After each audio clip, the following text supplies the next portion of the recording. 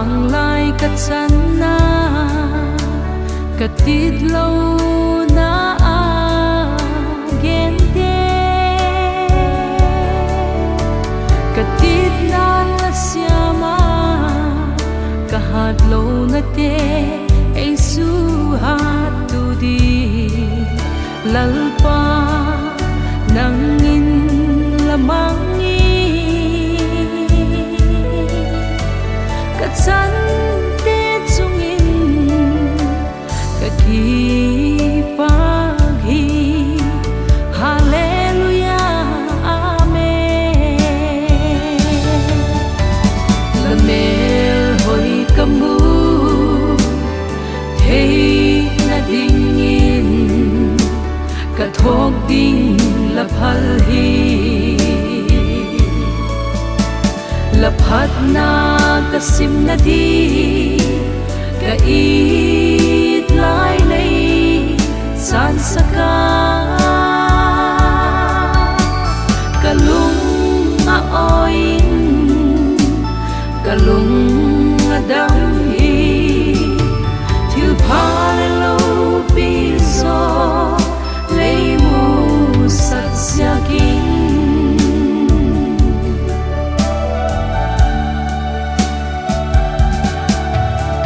kalung ai ni in le lei pi zing ala kathane ni la thu in lei su hat zing ala olal pa lei lung siat na hi ke di ahun to khi olal pa kaki pak na te mi hing kam swakin kagen sen puai lal pa lamel hoi kamu thei na dingin kathok ding la phal hi laphat na kasim na di ka it lai nei san saka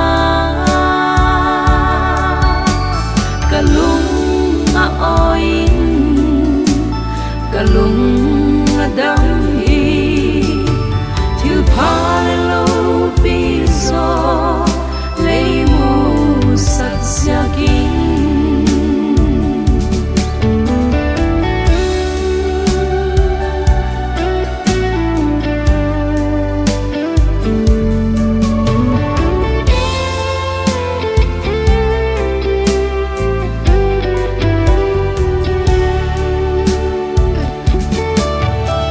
la happy te chu o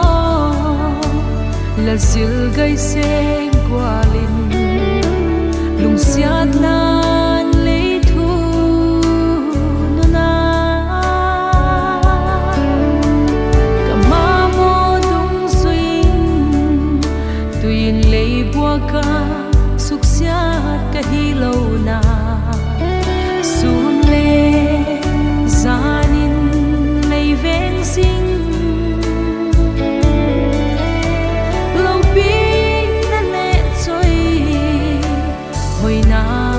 dâu xia te nang ca hun piai lal pa lamel hoi kamu thei na dingin kathok ding